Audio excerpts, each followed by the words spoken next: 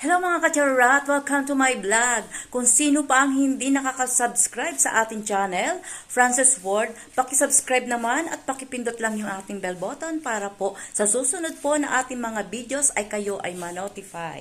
Ayan mga kacharat, ngayon ang ating lulutuin ay tinola. Special na tinola kasi ilalagyan natin siya ng crab, o diba? Tinola, chicken tinola with crab. Ayan ang ating lulutuin for today. Ayan, iisipin nyo kakaiba pero sasabihin ko sa inyo talagang masarap siya. At ito yung ating mga ingredients, ibibigay ko sa inyo. Simpleng-simple lang. Kung ano yun lang nasa kitchen natin o nasa rep natin, yun lang ang ilagay nyo at saktong-sakto talaga. Ayan ay magiging masarap. O yan, ito na yung ating mga ingredients. Meron tayong luya, ayan, sibuyas. Meron din tayong siling haba at meron tayong patatas. So, walang sayote, kaya patatas na lang. At sabi ko nga sa inyo, kung ano yung nakalagay sa rep nyo, yun ang ilagay natin sa ating lulutuin ngayon. Ayan, meron tayong, ayan, yan ang ilalagay natin, ng ating lettuce. Yan ay lettuce na tira ko noong nakaraan na nagluto ako.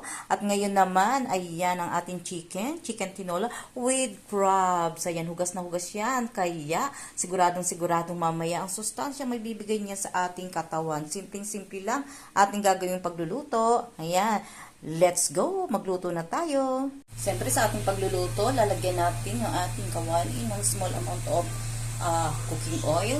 At syempre, pag mainit na yung ating oil, pwede na natin ilagay yung ating luya. Medyo i-brown lang natin yung ating luya. At pagkatapos na magkaroon ng pagbabago yung ating luya, ayan, ang gagawin naman natin ay ilalagay natin siyempre ang ating sibuyas.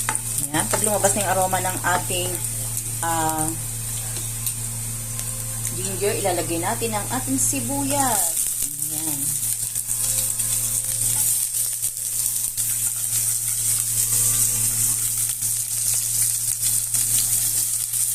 Haluin lang natin yung ating sibuyas. Ayan. Ganyan lang. Halo-halo lang. Ayan. Pag lumabas na siyempre yung aroma ng ating onion, isasabay naman natin ilalagay ang ating chicken. Ayan. Pag ganyan lang texture, chicken naman ang ating isusunod. Palalabasin lang natin yung katas ng ating chicken. Pagkatapos ay lalagay natin ang ating sabaw. Halo-haluin lang natin hanggang lumabas yung ating katas ng chicken. Ayan. At syempre, lalagyan natin siya ng paminta. Ayan. Tapos, halo-haluin lang natin. Ayan. Nilagyan natin yung ating patatas at yung ating siling haba. Ayan. Mas maraming patatas, mas masarap. Alam niyo naman, pag maraming gulay, mas masarap ang ating ulam. Ayan. Konting mekos-mekos. At pagkatapos niyan, ang gagawin natin ay susunod natin ang ating sabaw.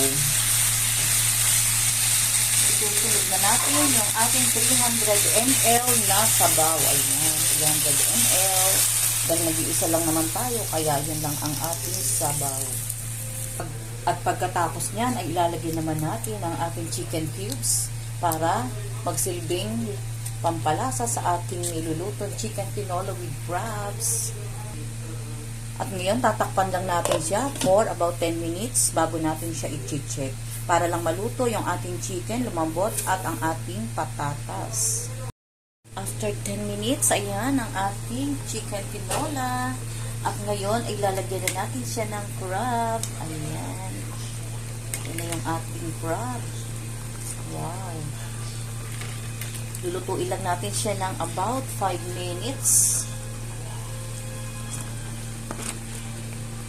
5 minutes lang.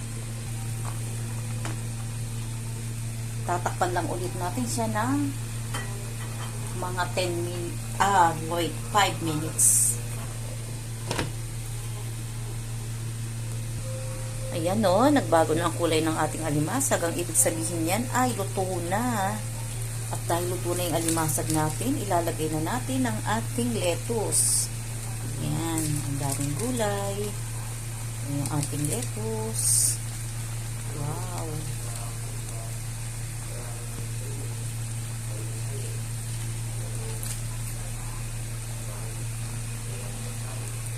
Chicken tinola with crabs.